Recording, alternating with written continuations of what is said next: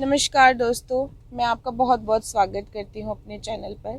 आज की वीडियो में मैं आपको ये बताना चाहती हूँ कि अगर आप कोई भी ट्रांजैक्शन करना चाहते हैं, मतलब पैसों का लेन देन करना चाहते हैं या आपसे कोई उधार मांग रहा है, आप किसी को पैसे उधार देना चाहते हैं, कोई जेन्युइन नीड में है तो आपको दे भी देना चाहिए। बट मैं टू बी वेरी ऑनेस्ट, कई बार लोग जेन्युइन नीड बताकर वो पैसे लेके भाग जाते हैं और आपका पैसा आपको मुश्किल से मिलता है या मिल ही नहीं पाता है। तो मैं वही आपको बताना चाहूँगी कि आप इन चीज़ों का ध्यान रखें कि आप पैसा किसी को दे रहे हैं तो सबसे पहले ये सारी चीज़ ज़रूर असरटेन कर लें। असरटेन मीन्स कि आप उसको ज़रूर श्योर कर लें। सबसे पहली बात तो ये कि जिसको भी आप पैसे दे रहे हैं, ये देख लीजिए कि उस बंदे की रीपेइंग कैपेसिटी है कि नहीं, कि मतलब वो आपको बंदा पैसे वापस दे सकता है कि नहीं। क्योंकि बात ये हो जाती है कि कई बार ये आप पैसा दे देते हैं, किसी को बहुत कोई मजबूरी में होता है, आपने पैसा तो दे दिया, उसके बाद क्या होता है, कोर्ट में जाने के बाद भी आपको पैसे नहीं मिल पाते, क्योंकि ना तो उनके पास कोई खुद की इनकम होती है, ना उनके पास कोई प्रॉपर्टी होती है जिसको आप चाहकर भी अटैच नहीं करा पाते हैं और आपको पैसे नहीं मिलते हैं। चलिए, ये बात तो होगी कि अगर उस बंदे की पेइंग कैपेसिटी नहीं है। तो अगर पेइंग कैपेसिटी है और आप पैसे देना चाहते हैं, कोई जेन्युइन नीड में है, तो इन चीज़ों का ज़रूर ध्यान रखें। सबसे पहली बात तो कि आप जो पेमेंट का मोड है, that means the mode of payment है, वो कोशिश करिएगा, अवॉइड करिएगा कैश में करने की। ज़्यादा से ज़्यादा कोशिश करिए कि आप उसको ऑनलाइन ही पेमेंट करिएगा। ऑनलाइन जो भी आप मोड ऑफ पेमेंट यूज़ करते हैं, उस मोड ऑफ पेमेंट के थ्रू पेमेंट करिएगा। नंबर 1। नंबर 2 ये है कि इन एनी केस अगर आप कैश में भी डील कर रहे हैं तो आप उस कैश का कोई भी एक्नॉलेजमेंट स्लिप, मतलब राइटिंग में, आप अपनी राइटिंग में नहीं, आप उस बंदे से लिखवा लें, या कोशिश करिएगा कि आप उसका कोई लोन अग्रीमेंट बनवा लें। लोन अग्रीमेंट में भी ध्यान रखिएगा, एक एक चीज़ नोट करवाइए उसमें कि हाँ, मैंने इस समय पे, इस टाइम पे मुझे पेमेंट वापस करनी थी और मैंने इस पर्पस के लिए पेमेंट करी थी। दूसरी चीज़ ये हो गई। तीसरी चीज़ ये कि अगर आप जब पैसे किसी को दे रहे हैं तो उसके अगेंस्ट में, उस पैसे के लिए आप उस इंसान से पैसे चेक ज़रूर ले लें।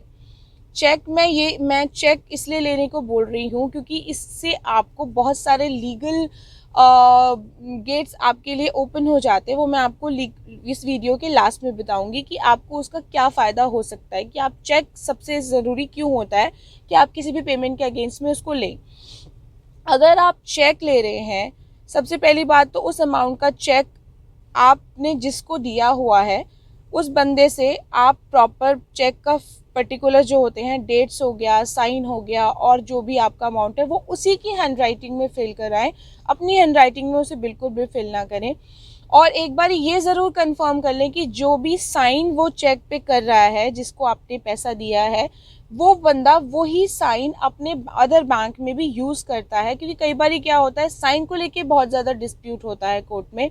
जब मैटर गवाहियों पे जाता है तो सबसे पहला डिफेंस वो आगे से लोग यही लेते हैं कि जी मेरे साइन तो है ही नहीं, ये तो फ्रॉड साइन है, फर्जी साइन कर दिए गए हैं। तो इस चीज़ का ज़रूर ध्यान रखें।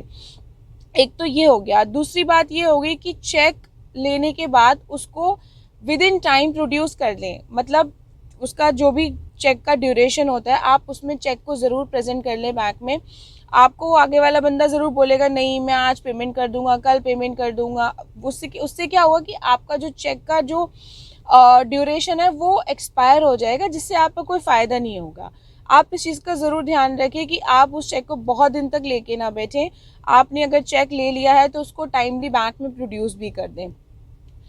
मैंने आपको चेक के लिए सबसे इम्पॉर्टेंट इसलिए बताया है, चेक इसलिए इम्पॉर्टेंट होता है क्योंकि उसके लिए चेक लेने के बाद आपके पास 2 लीगल बहुत इम्पॉर्टेंट और स्पीडी प्रोसेसेस जो होते हैं वो आपके पास अवेलेबल हो जाते हैं। सबसे पहला तो ये कि अगर आपके पास चेक है तो आप 138 के अंदर कंप्लेंट फाइल कर सकते हैं। कंप्लेंट केस जिसको हम बोलते हैं, जो कि क्रिमिनल प्रोसीडिंग होती है, और उसके अंदर आपका पैसा रिकवरी के चांस बहुत ज़्यादा हो जाते हैं।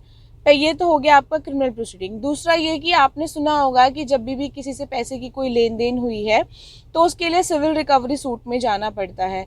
यहाँ पे भी आपके पास क्रिमिनल तो है 138 का, आपके पास सिविल रिकोर्स भी होगा।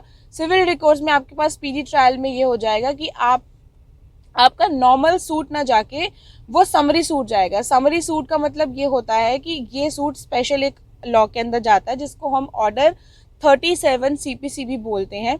इसमें अगर आप पैसा देते हैं, अगर आप सूट फाइल करते हैं, तो इसमें आपका जल्दी से जो है आपका केस स्पीड अप हो जाता है। इसलिए मैंने बोला था कि आप चेक का ध्यान ज़रूर रखें।